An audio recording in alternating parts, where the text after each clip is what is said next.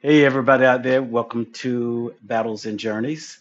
And I want to make part 2 of a video that I named The Church Prepared Me for This and Family Feud. I want to share something with you in my life, just in on this journey. I've experienced a lot of things in life.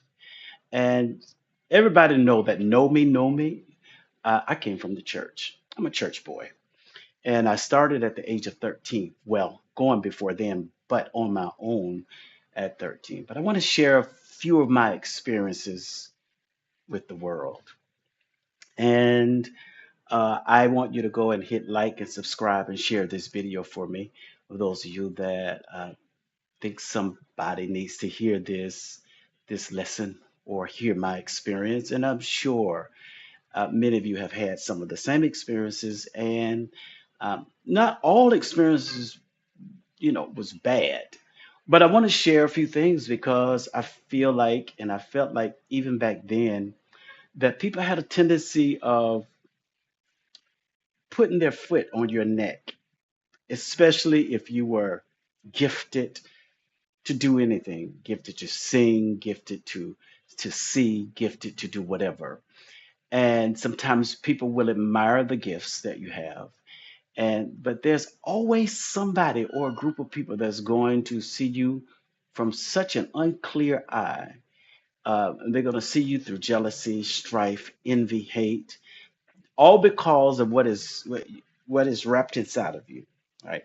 So I want to share something because I always believe that our experiences is for us to help someone, to share, to help someone come out of, maybe shine more light on something. Maybe get it can help you grow, help you come out of maybe it's such a come out of a bad experience, pretty much.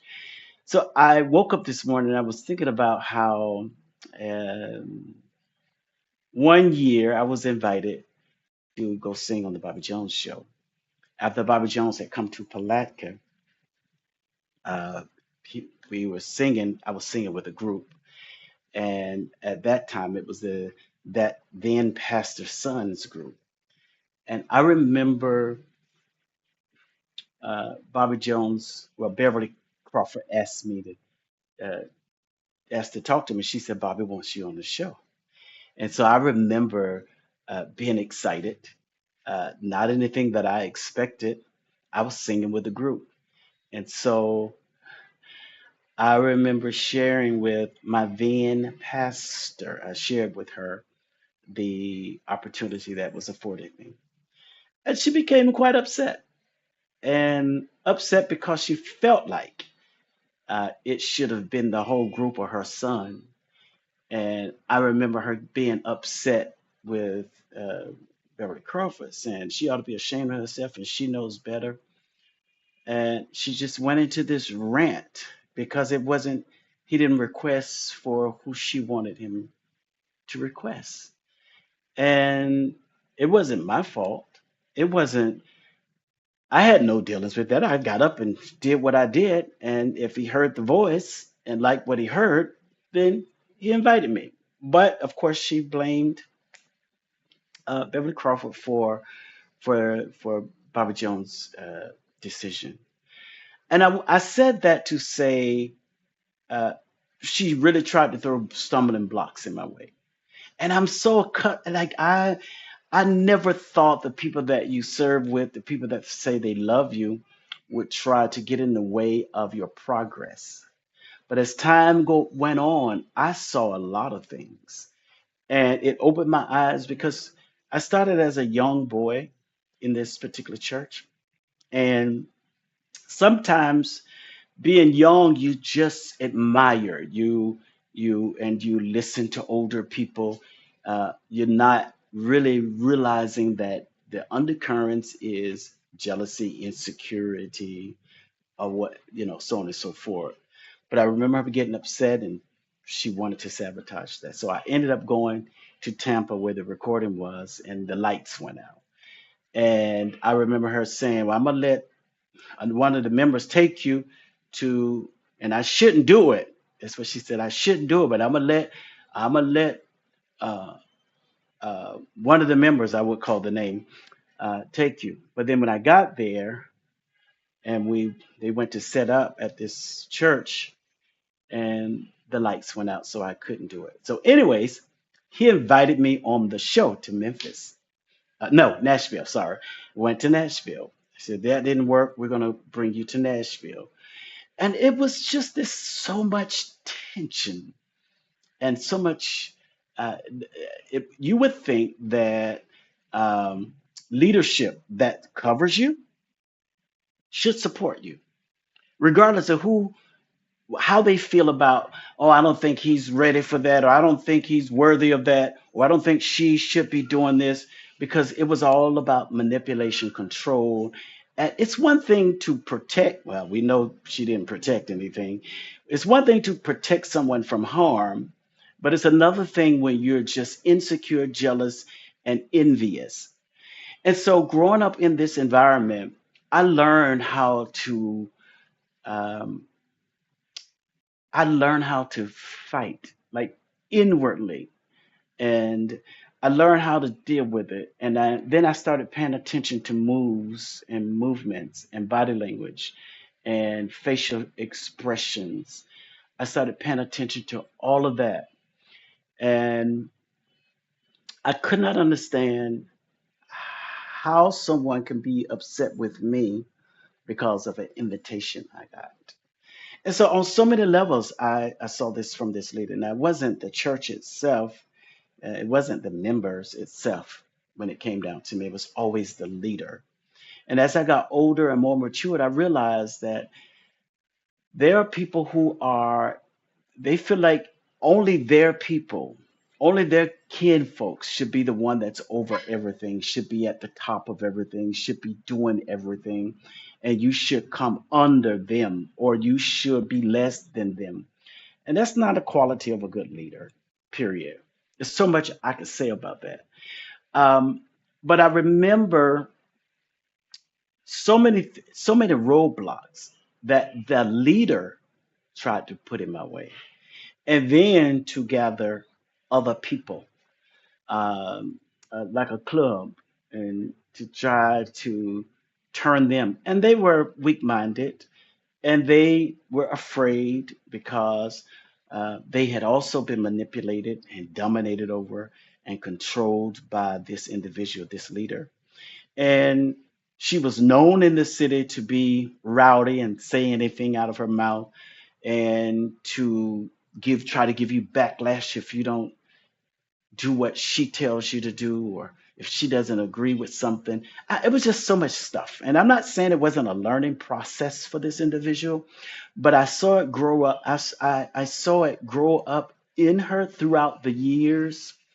And so when the things that I've experienced in that particular church, because I didn't experience that in my church in Atlanta at Citadel of Hope, but I saw a lot of things that fought me from leadership, not the members, but the members would be afraid to be seen having conversations with you because they already know how that leader feels about you. And so I remember also, so I had all of this going on as a youngin, and so I've had to deal with people jealous, envious, insecure.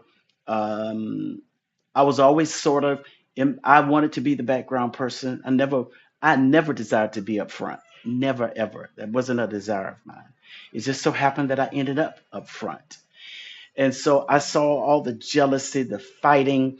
Um, when I'll never forget when the church would be packed with visitors, because I did at that time, we call it devotion, but we call it praise and worship now. I did the devotion. And but when the church was packed with visitors, she would choose her own child who wasn't gifted at singing.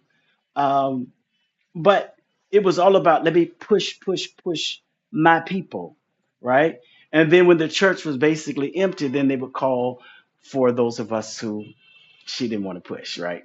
So, anyways, I found I wasn't, I saw it, but I didn't feel upset about it because I feel like, hey, You the pastor, this is your church. You do what you want to do. And so I've experienced these types of things coming up in church as a youngin. And then they would be angry with you when they can't control you, manipulate you, and cut you off. I also remember a time, and I may be just moving about because I'm not going off of a script, but I'm just going by memory. I remember when I got ready to move from Palaca to Atlanta. And I remember sharing with that then pastor, sharing with her that I was moving.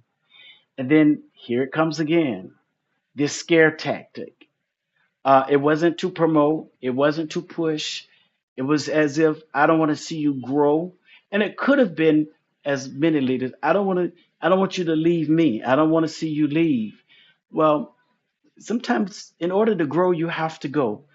But I also saw her push her own people, her family, to do better, to go to school, to do this, that, and the other. But I also saw that she tried to use scare tactics um, to those that weren't a part of her family.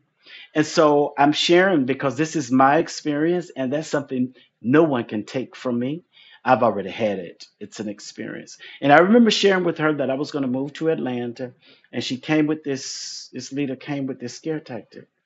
And then she proceeded to tell me that they're going to bring me back in a box. All right, all right, leader, shepherd, God fearing, God loving. How do you use, well, there are people who will use scare tactics to keep you from growing and keep you from developing. And if they feel like they would, sometimes they feel like you're going to outgrow them, you're going to leave them, you're going to do something spectacular. No, it was they're going to be bringing you back in a box as if to scare me enough for me not to leave. And so, guess what? I left anyways.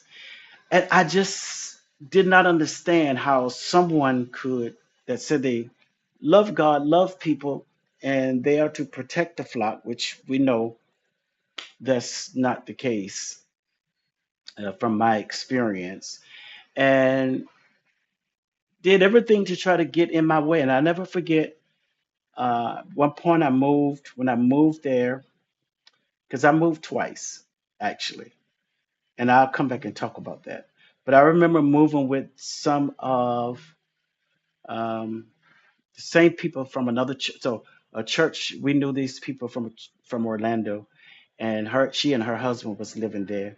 And I remember getting with her, calling her, telling her I wanted to come. And so I'm gonna come back and revisit this, but I want you to know when I got there, they had received phone calls from them, from that then church, and to try to block me. And all of a sudden, I was told, you can't stay here. We're going to give you a week, but you have to leave. But I've been planning this for months, and I couldn't understand why. I said, well, what happened in between every week I call, or every 2 weeks I call to try to make sure things were the same? But, anyways, make a long story short, they got a phone call from them, from this then pastor and her folks, and did everything to try to block me and stop me from moving to Atlanta. And they were sitting back waiting for me to come back to Palaca, come back to that church, and they weren't going to say a word. But they did whatever they needed to do to try to block me. So I'm saying this that the church prepared me for the things I'm going through in my family right now. The manipulation, the coming together, grabbing, campaigning folks to make them feel the way, you know, when you got a person, they hate you, they dislike you, and then they campaign to get other people to hate you and dislike you. To me, first of all, that's a weak mind. For you to even hate, dislike, or jump on board with someone who's known to have hate, jealousy, schemish, scamish, schematic, demonic, and you go right along with their behavior because You want to fit in somewhere. So I'm accustomed to that. I was accustomed to that as a child or growing up as a teenager, just from the leadership in the church, just from that pastor. Not, trust me, it wasn't them, it was the pastor, it was her. And so I experienced this over and over and over again. So here I am now at such a tender age. Um, I have had to build up to this because of my experiences that has taught me very well. I see patterns, I watch actions, I listen to the silence, I listen when people don't take up for you in certain situations when when they know what has been said and done is wrong, but they don't say anything and they're silent. Silent, being silent sends a message too. And so, growing up in this environment, into a system that I loved what I was doing, and I respected the people that were around me until they started showing me their true selves. And I had to experience this. This is why I can talk about it now. So, what I experienced in the church, it really prepared me for what I'm going through now in my own family. They trying to disrupt something or throw a monkey wrench in a plan or trying to throw up my position or plan. They coming together.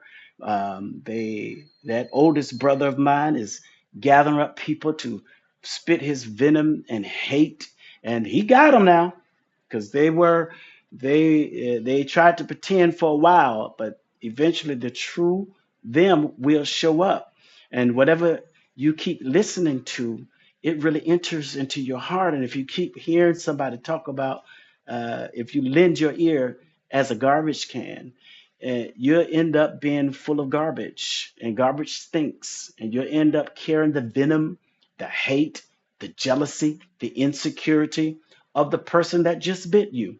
And this is what I'm seeing being played out right now in my immediate family, where that oldest, not oldest sibling, but that oldest brother have gathered the other siblings. I'm the youngest of eight, all because of the jealousy. And sometimes people feel like you got in their way. You blocked them from something. And so what they're going to do is try to do all they can to get in their way, but they don't do it on their own. They campaign and get other people to join in, and they sit back and they watch. They'll do illegal things. They'll do things to try to make you upset. And also, there are folks who would just really, really dislike you simply because you have moved on with your life. You have progressed. You're doing things maybe that they have not done. They've not done. Sometimes people are afraid of you leaving them. As I said before, maybe that being pastor felt like, oh, I'm afraid that you're leaving. No, I can't stay around forever. And she also tried to make me see the good in the city. Oh, you don't have to go nowhere to prosper. Oh, and sometimes in order to grow, you got to go. And so all of this that I'm experiencing right now, that's coming from see, see, if my mother was alive, none of this would be happening. Because, they wouldn't have, they just wouldn't be able to spread this hate they have going on. And sometimes they've tried to cut me off and get in the way, all because of this one individual. Now having them to feel what he has been feeling, which that's what poison does. That's what happens when you get bitten by a snake. When you get bitten and venom gets inside of your vein, you become poisonous. But you eventually will die from your own poison. And when you look at it, it's it's really rooted in jealousy. It's rooted in insecurities. It's rooted in hatred. And so I just want to share with somebody, whatever you're going through in your family, just know the root of it. And sometimes they've been disliking you for a long time. It's just the opportunity has come that they could no longer hide. So you can no longer hide behind a smile. You can no longer hide behind, oh, I'm going to some, we're gonna go over there and eat and have drinks. You can no longer hide behind that.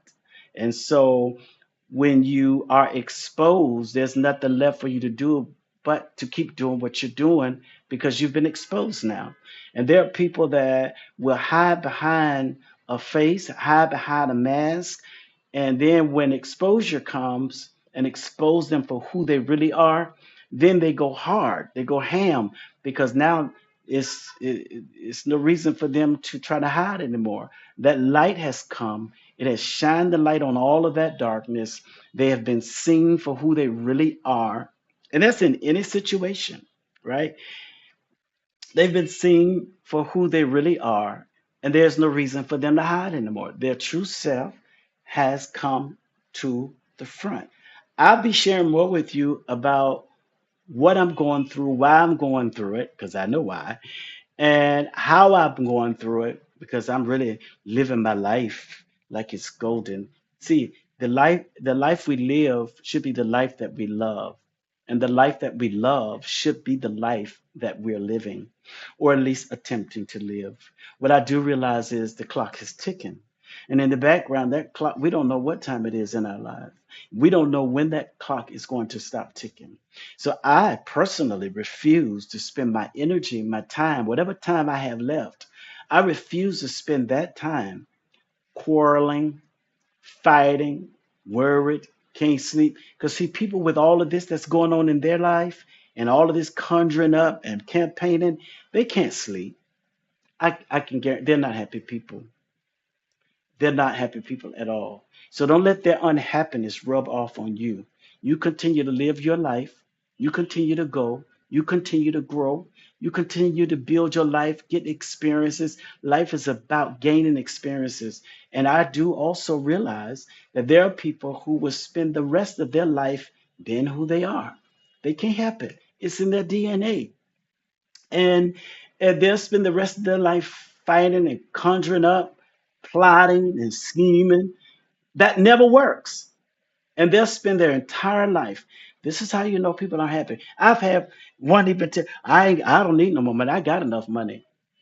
You don't need any more money. You have enough money. So what's the fight about?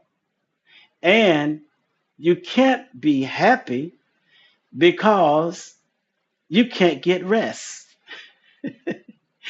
You can't sleep. I'm gonna share this because I'm gonna come back with another video, a part 3. I'm gonna share this because I want to lead into my next video with this.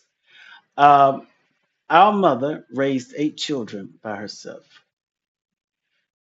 and I will say that now everybody wasn't on board about her health. Some people fought the process, and they fought it the same people, same person per se, because I was over her life, and they did everything he could do. Like my oldest brother called DFAX and said that she was being abused by the caretaker, which is my brother's Leonard child. Um, then when they showed up saying, "Hey, we got a phone call from Leroy Battle saying such and such, such, such."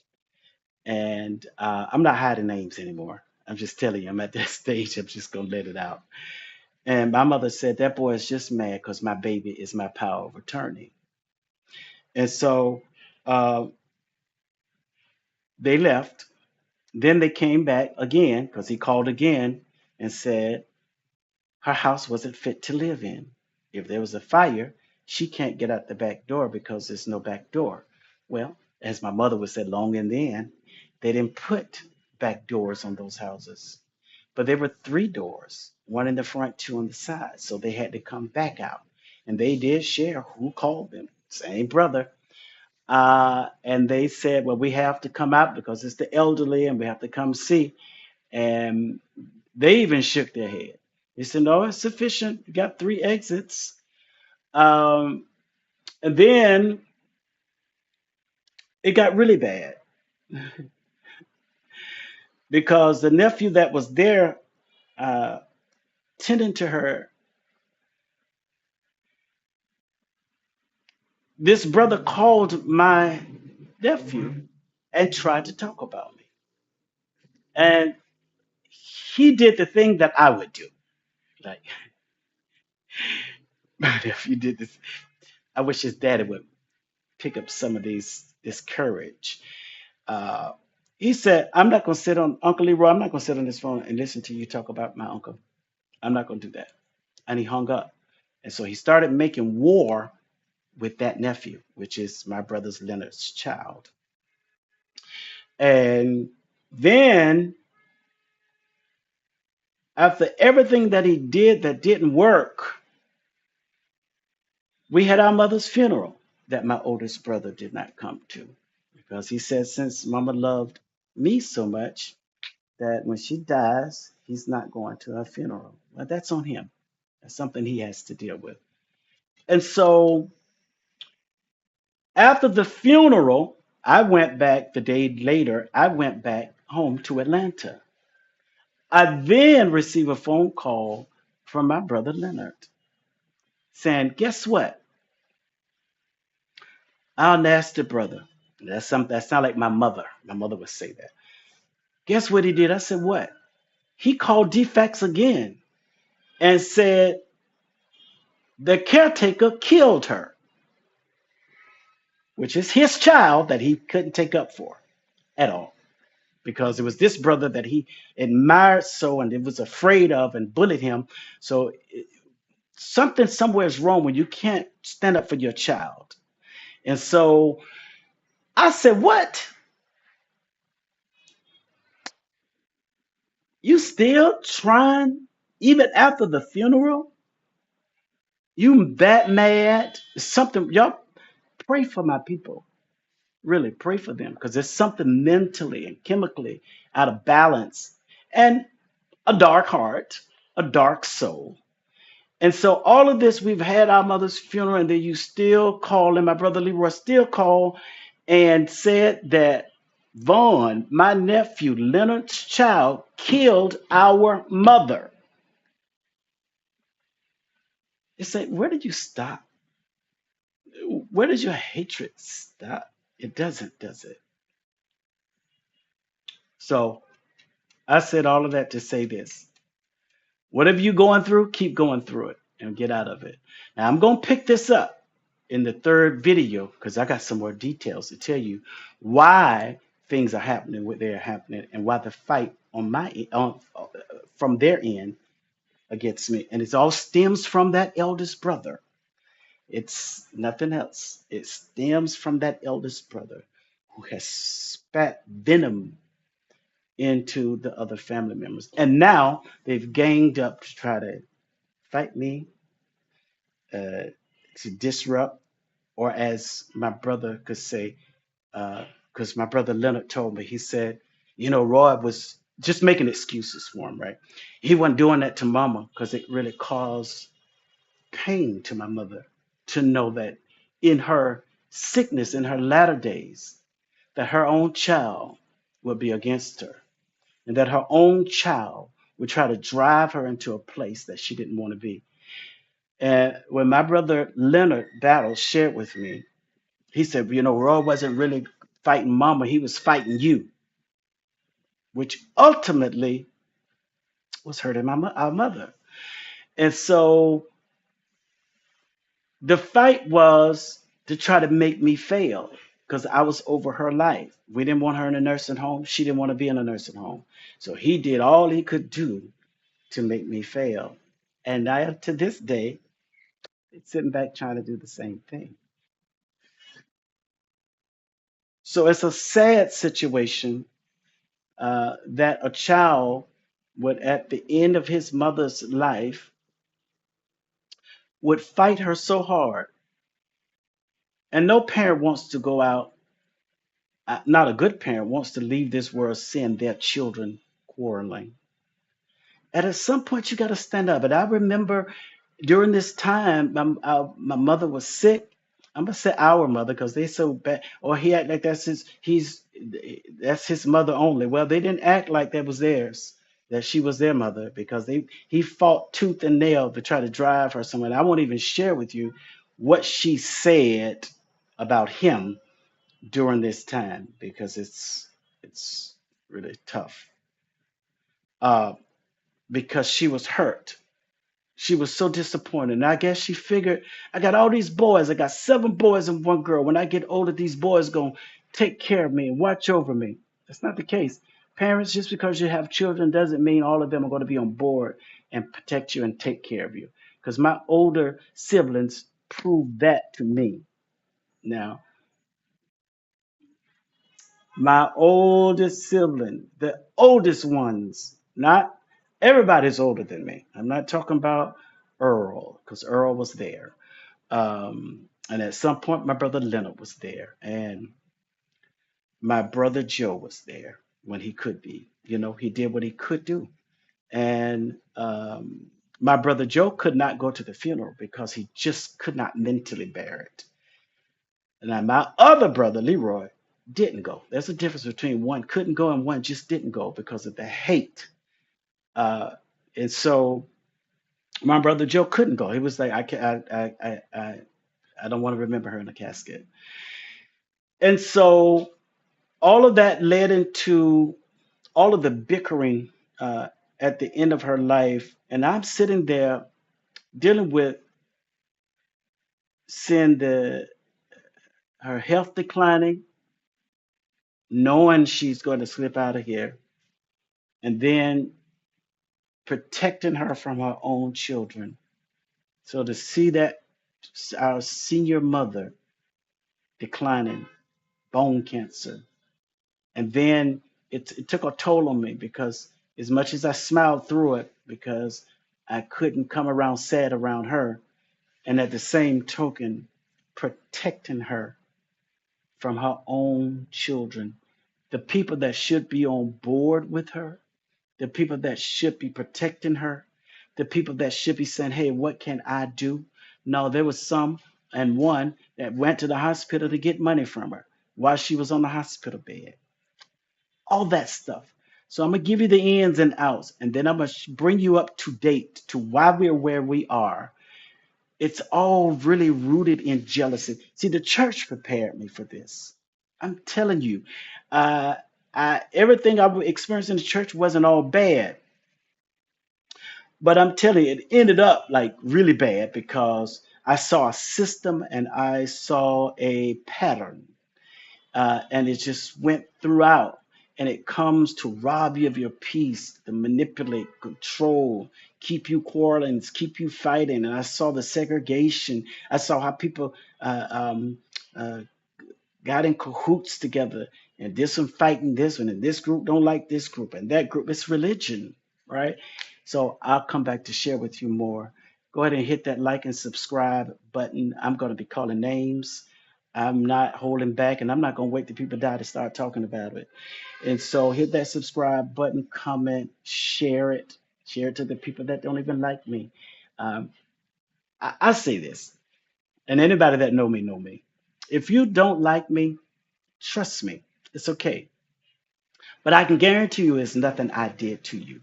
There are some people that would just dislike you because of how other people feel about you. I've never been manipulated and controlled like that. I really do have courage and I stand up for people. I remember a situation where somebody wanted to bring up somebody's name that wasn't there. I said, we're not talking about that because they're not here to defend themselves. All right.